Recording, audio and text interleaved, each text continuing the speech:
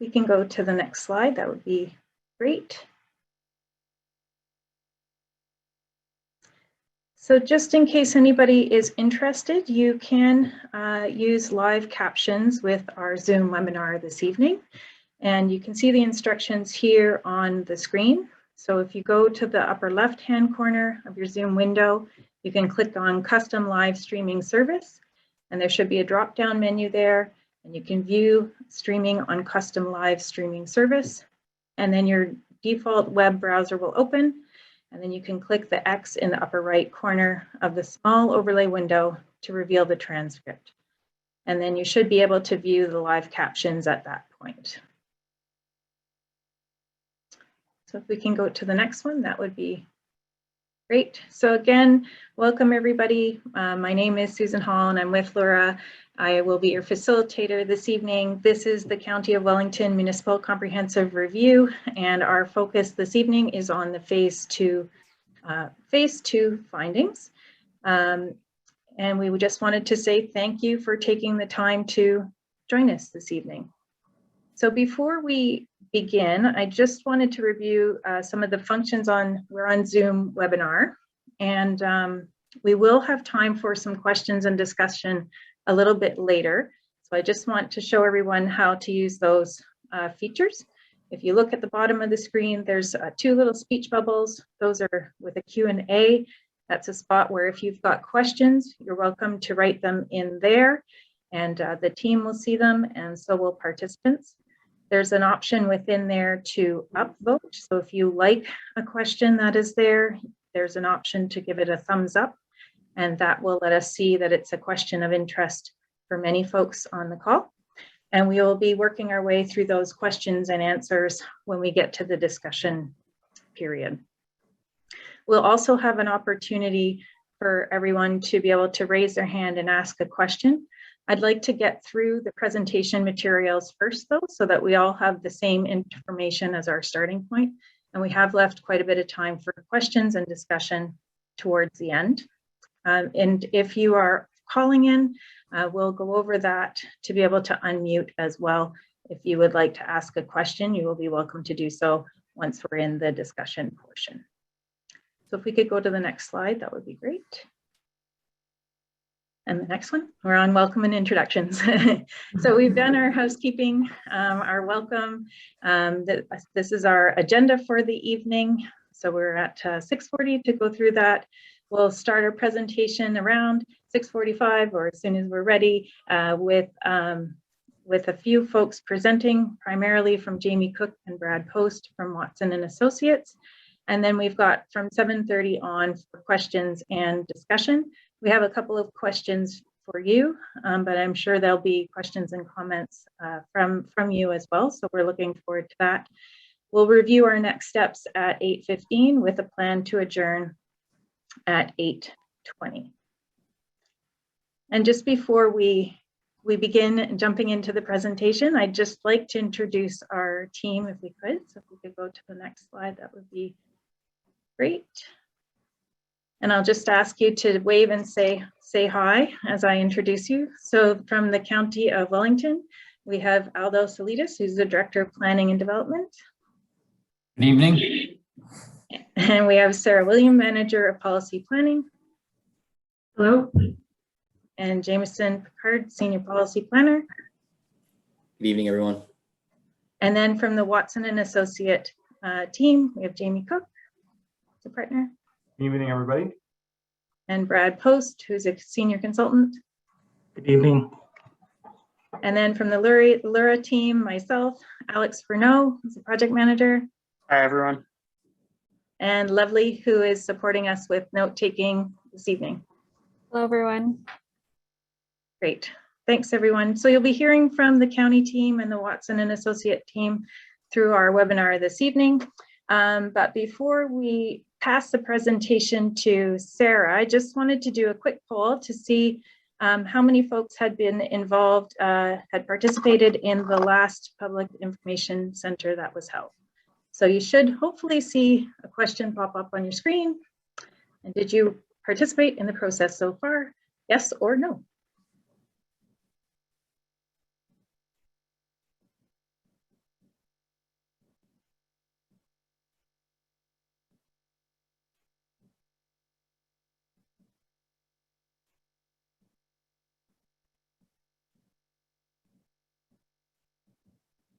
Okay, it's looking like people have voted who wanted to. So Alex, can we share the poll? Okay, hopefully people can see that. So previous participation, we have 43% who said yes and 57% who said no. So it's great to have some new faces with us this evening, and those coming back, welcome back. There are a couple of pieces at the beginning that just provide a bit of the overall context that may be a refresher for those of you who were with us last time. We'll welcome everybody who is new to the process. And so with that, I'm going to pass it to Sarah. Right. Thank you so much, Susan. So I've given you my wave, but I'm Sarah Wilhelm again, the manager of policy planning here at the County of Wellington. I'm also happy to welcome you here this evening. It's a pleasure to be able to be at this point in the process. We will be discussing mainly the second phase of the process, but there are 3 phases in some of the growth management work, at least that we're doing right now, that we'll tell you about. Phase 2 deals with essentially how much land the county needs to grow into the future. And so Jamie and Brad will be getting into the technical results of the work that they've done. So I think I too thank you for taking the time to be here, and we'll just step into the next part of the presentation. We wanted to give you a little bit of context for the discussion. I think most of you know that the county is doing a municipal comprehensive review, and that's an update to the official plan. This is a mandatory update under the growth plan for the Greater Golden Horseshoe, and that is a provincial plan for managing growth. As shown here, there are a number of overlapping and interconnected focus areas for the review, and it's important that we emphasize that this is such a multifaceted approach. It's hard to talk about one issue without bringing in many of the others. And so they are all important, but we'll mainly be dealing with that growth management piece today. And moving into the next slide, we would also be remiss if we didn't speak a little bit about the province here, because this is a county project, but it's also important to note the important role that the province has to play here.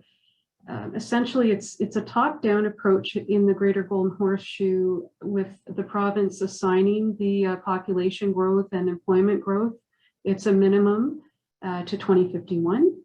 And the province also sets policy parameters for how we deal with that growth in the form of things like the intensification and density targets. And ultimately, the province has the final say on approval for the types of changes that will be necessary to the policies and the mapping in the official plan. So moving into the work plan, I'd like to briefly talk about what's been done and what's coming next in our work. So as I said, the 3 main phases of the technical work right now. Phase 1, some of you will be familiar with then if you've been involved to date. On the left side is a summary of the work that's been done and the progress we've made with the urban structure, the growth forecasts, and the allocations. This summer, we had a similar public information center in June and released the draft allocations and forecast for public comment. And I believe Jamie will talk a little bit about where that work is now. And on the right side, we wanted to talk about some of the key messages of what we've heard. So touching on things like the importance of preserving agricultural land, making sure that there's enough water and wastewater servicing for the growth that we're expecting. And heritage conservation, particularly the need to conserve the unique heritage of Fergus and Elora. And requests to expand many of the urban centers in Wellington, but also for infilling and rounding out of rural settlements as well. We have done detailed reporting about the comments that we've received from the public and local municipalities about this first phase of work, and those reports are available on the project website. Moving into the implementation of phase 1 through official plan amendment 119. So there will be multiple official plan amendments to implement the technical work that is required for the municipal comprehensive review. So we've started with official plan amendment 119, and it captures the policy and mapping revisions that are needed to implement the growth structure in keeping with Watson's phase 1 work. That draft amendment has been released for comment, and the meeting tonight, we just wanted to clarify, it's not about official plan amendment 119. We will be hosting a future public open house and a public meeting early in the new year to seek public input on that particular amendment. Moving to the next slide is phase 2, and on the left-hand side, this is what we're here for today. And Jamie and Brad will soon lead you through that work. The red arrow is showing we're here. This is what the point that we're at right now. And we did receive some feedback on the phase 1 work about the technical report being quite long. And receiving it before the Public Information Center was difficult and a lot of information to absorb. So while I can't promise that we'll have a shorter technical report in phase 2, what we've done is we've adapted our approach in how we're releasing the information. So we're holding this Public Information Center first, giving the public time to absorb the presentation and provide comments on it. And then we'll release that detailed phase 2 report for comment in early 2022. And then on the right, phase 3, you might be wondering about where all this growth is going to happen. And certainly that seems to be where a lot of the interest is coming from in the comments that we've been receiving.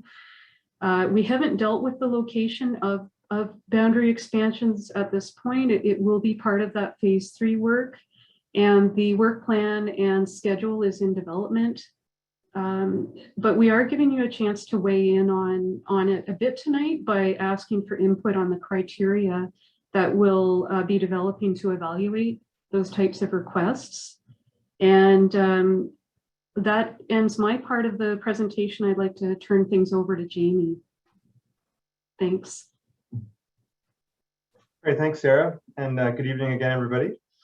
So I'm going to walk through with my colleague Brad the technical components of the phase 2 findings. And so before we get into some of the heart of the analysis, I want to just start with a little bit of review from some of the phase 1 work that we've carried out. So for those of you that were at the initial public meeting in the summer, some of this may be a bit of overview, and then for those who weren't, this will be helpful to understand sort of the overall context for growth and how we lead into ultimately the land needs analysis. So if we go to the next slide, I wanted to start off with the provincial policy context. And so as Sarah mentioned, we're working within a broader framework of provincial policy, and that framework sets out a number of key documents that we must follow when we're conducting an MCR and ultimately an urban land needs analysis. And so that starts with the provincial policy statement. This is a provincial document that essentially guides matters of provincial interest with respect to land use planning and development in Ontario. And it was updated last May in 2020. So in the Greater Golden Horseshoe area, which is central Ontario, we also have another provincial document that also guides growth and long-term urban land development within the central Ontario area. And it's called the Growth Plan for the Greater Golden Horseshoe. And it was also updated in 2019 and then amended in, it was updated in, it was updated in 2019, it was amended in 2020, in August of 2020. And the purpose of that amendment was primarily to extend the population forecast another 10 years from the previous horizon of 2041 to now the 2051 long-term planning horizon. So we're now looking out over a period of 3 decades when we're looking at long-term population, housing and employment growth, and associated urban land requirements for municipalities within the Greater Golden Horseshoe. It's also important to note that one of the key requirements of the growth plan is that these policies that are set, these population and employment projections that are set out in Schedule 3 of the growth plan are minimum requirements. And so these are the minimum, this is the minimum amount of growth that must be met within each of the upper tiers and single tiers that's established through this plan. And then lastly, the province also prepared a land use assessment methodology guideline, also updated in 2020. So at the same time the growth plan was amended, they came out with this updated land use assessment methodology.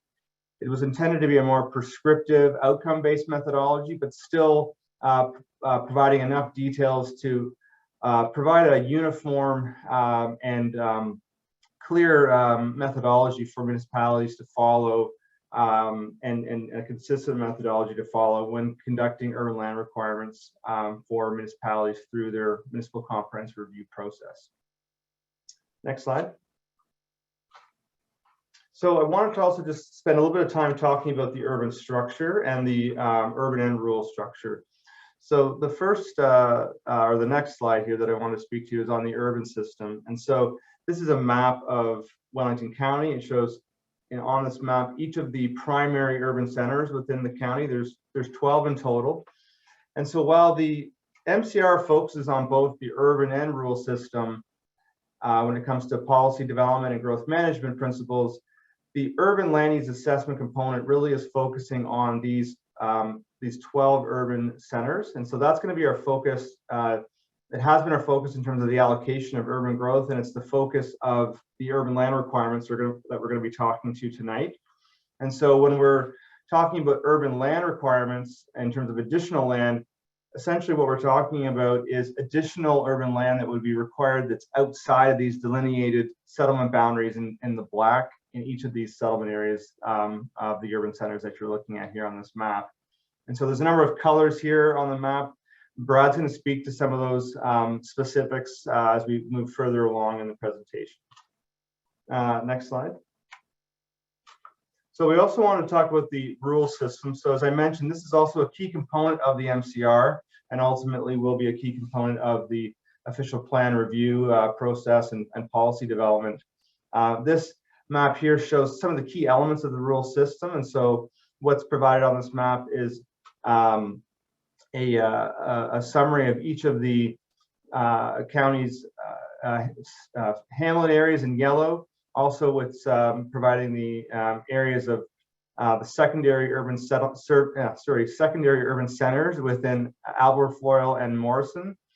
And also, you can see there's other areas within the rural system that are not maybe shown in detail, which would include things like aggregate resources, agricultural lands, the natural heritage system, and all the other lands that basically fall outside of the urban centers is really what makes up part of this rural system. And so while the urban land use assessment is not focusing on the rural system, it is important to recognize that these rural settlement areas do form key rural clusters to the surrounding rural area. They provide essential employment opportunities that ultimately service the rural area. So they provide housing opportunities as well within the rural area. So they are important areas for us to address and analyze.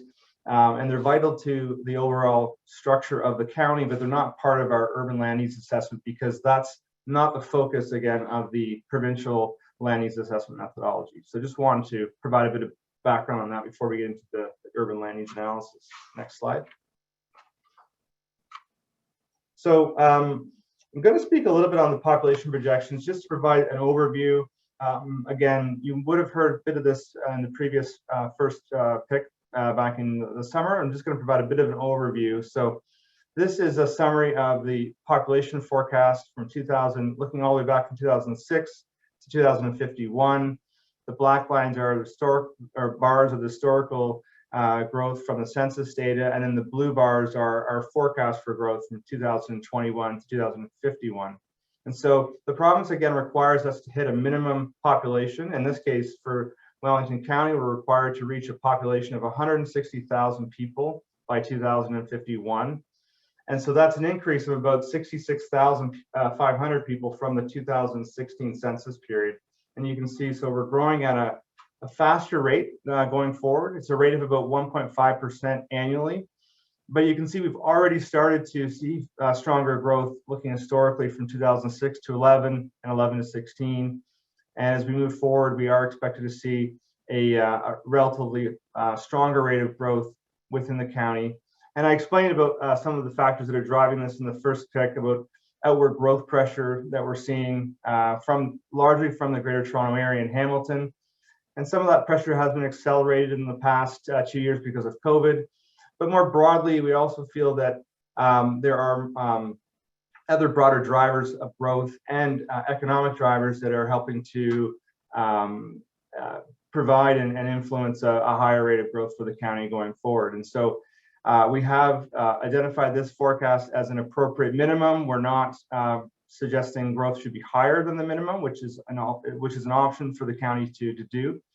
I also wanted to point out that our forecast is not different from the county's current official plan for 2031. So OPA 99, which is the county's official plan, and which also sets out the population forecast for 31 and 41, does not. This analysis does not propose a change to the 2031 numbers. We are proposing a modest increase from about 140,000 to 142,000 from OPA 99 for the 2041 period, and that's as a result of slightly higher growth in the town of Erin.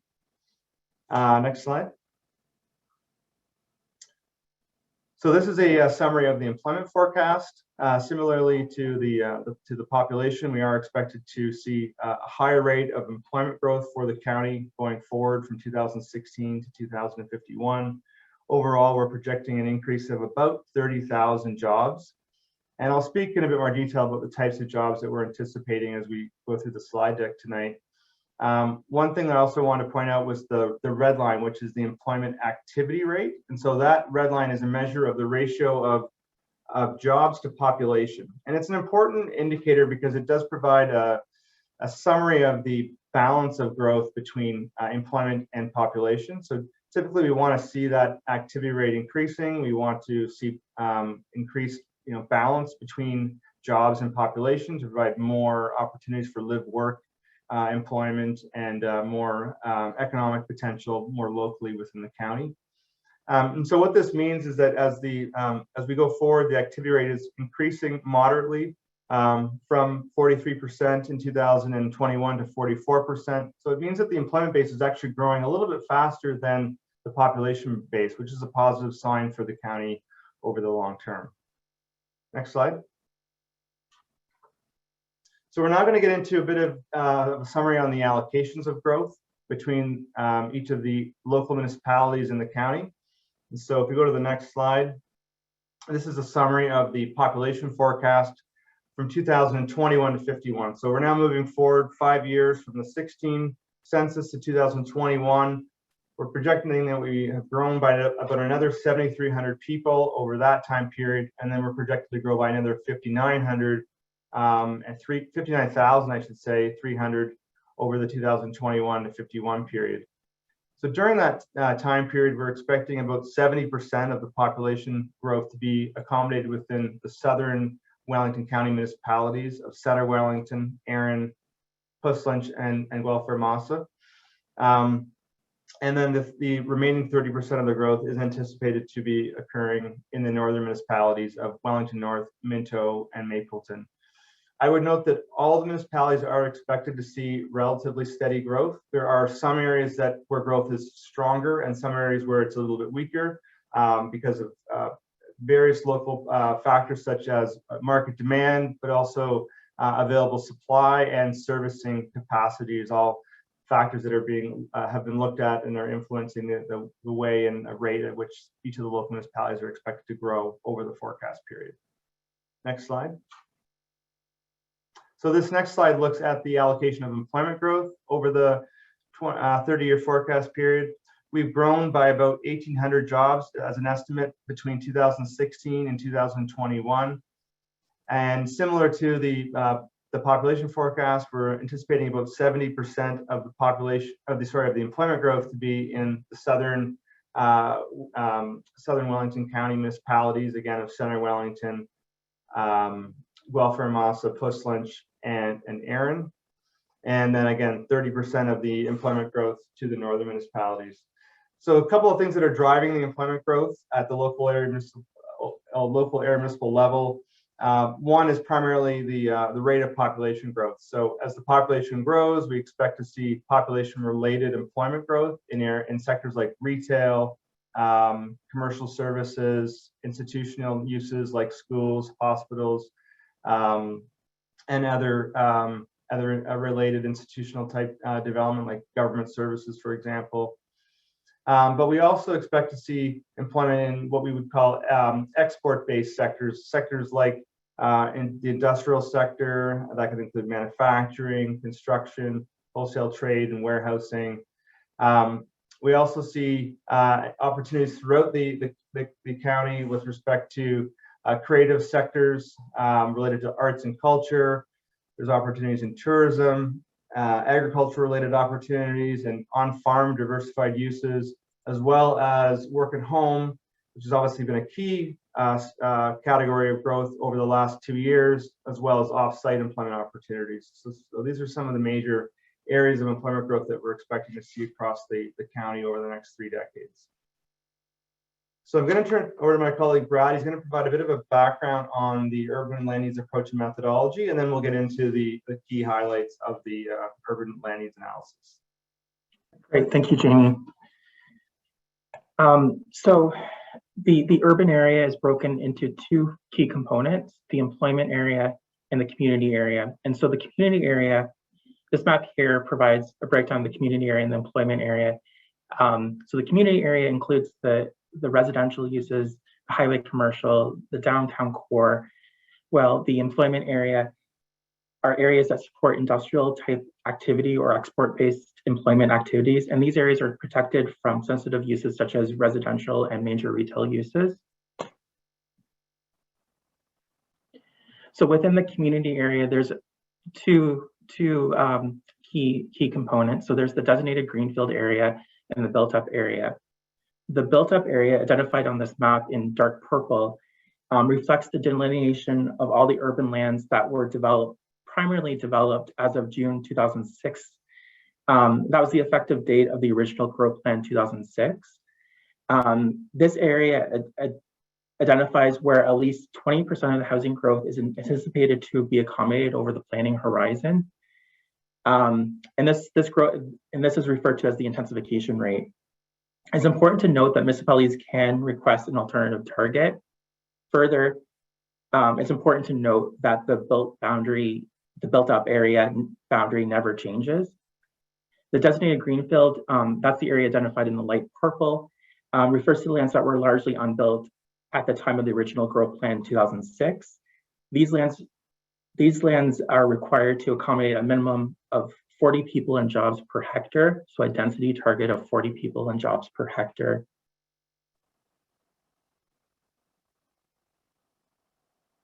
So as previously noted, the county is required to plan for intensification rate of 20%. However, the county has requested an alternative target of 15%.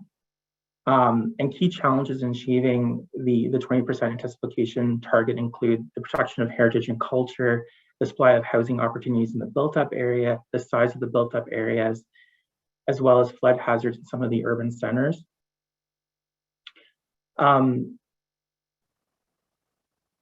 As previously noted, the county is required to plan for 40 people and jobs in the designated greenfield area, and it's important to recognize that this is the overall average on designated greenfield area lands. The county's current density average on designated greenfield lands is approximately 32 people and jobs per hectare. So in order to achieve an overall average of 40 people and jobs in the D.G.A by 2051, the county would require a density of 43 people and jobs per hectare on the expansion lands. And overall, it's recommended that the county maintain its target of 40 people and jobs per hectare. Now, the employment area density target is a target that the county sets, and that's based on detailed employment analysis. So the next few slides here provide some visual examples of a range of densities. So the people and jobs densities I was talking about in terms of the density requirement for the designated greenfield area. So the first example is a neighborhood in Fergus near Tower Street and McQueen Boulevard. This neighborhood includes approximately 300 housing units and has an average of 42 people and jobs per hectare. The neighborhood includes a housing mix of 39% apartments, 32% towns, and 29% single detached. Now, it's important to note that the density is impacted by three factors. The first being the housing structure, so that the housing types that are accommodated on the designated greenfield area. So single detached towns, apartments, those are the housing types, and then as well as the size of the residential lots and the utilization of land allocated to non-residential uses and other local infrastructure, so schools, retail, park, roads, and internal infrastructures. So those all contribute towards the density target. The second example is in Elora at Spencer Drive in one line. The land area of this neighborhood is larger than the previous example and accommodates 230 units at a density of 37 people and jobs per hectare. This neighborhood includes 19% towns, 5% semi-detached, and the bulk including 76% single detached units.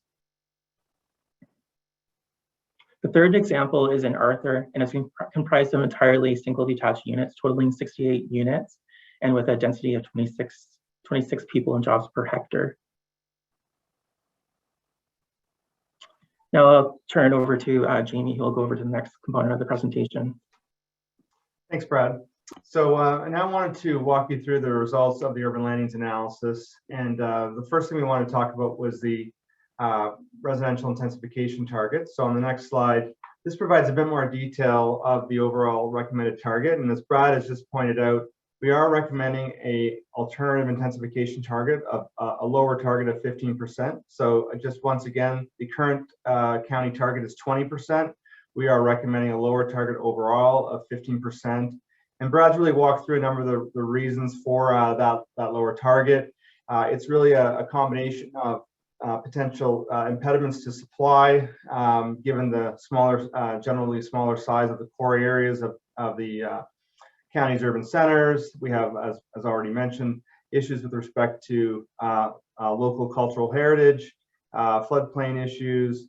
We also have a relatively modest demand for near-term and longer-term demand for intensification. So in other larger cities across the GGH, we'd expect to see much stronger demand for intensification.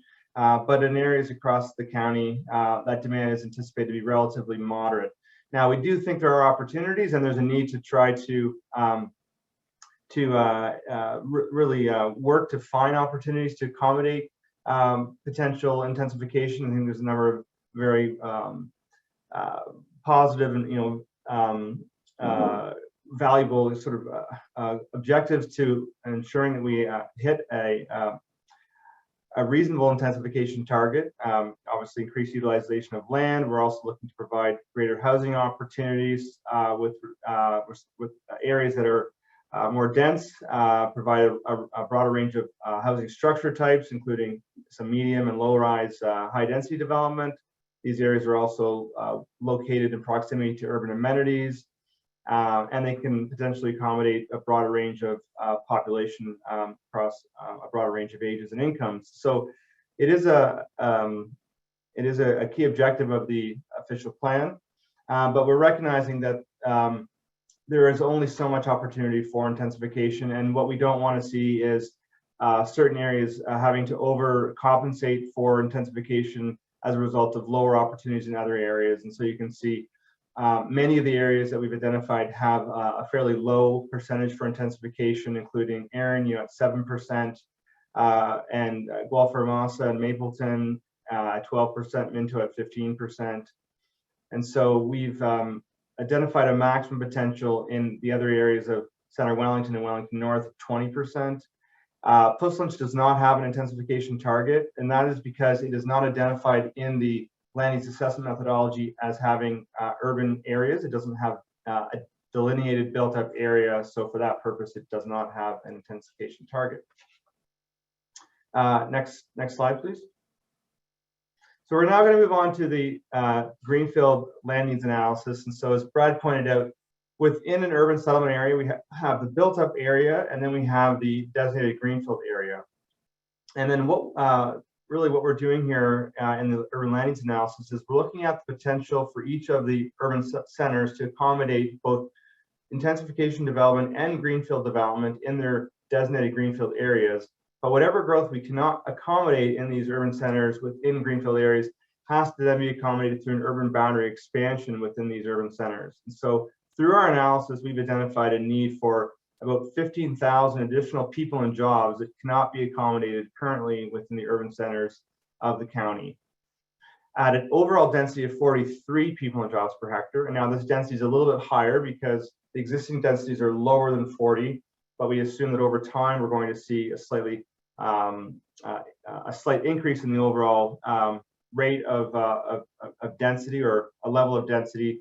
So as a result, we see a slightly higher average density in urban greenfield expansion areas of 43 people and jobs per hectare. So when we take that number of 15,000 divided by 43 people and jobs per hectare, we get a land need of 349 gross hectares. So this is the land need that we've identified for the community areas within urban centers. So again, these are all the lands that are required to accommodate houses and people within those houses, as well as mixed use development, like commercial development, as well as schools, as well as the infrastructure around those areas.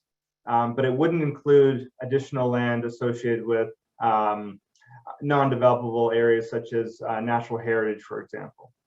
So that is the overall amount of community area land that's been identified for the county. And then on the next slide, this provides a breakdown of that need by local municipality. Now, there's only 3 municipalities within the county that where an urban expansion has been identified, and that includes Center Wellington with a large need of 316 hectares, Mapleton with a more moderate expansion requirement of 25 hectares, and then Minto with a need of about 8 hectares.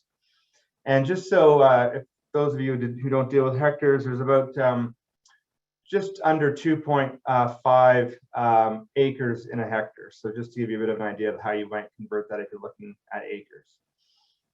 Next slide, please.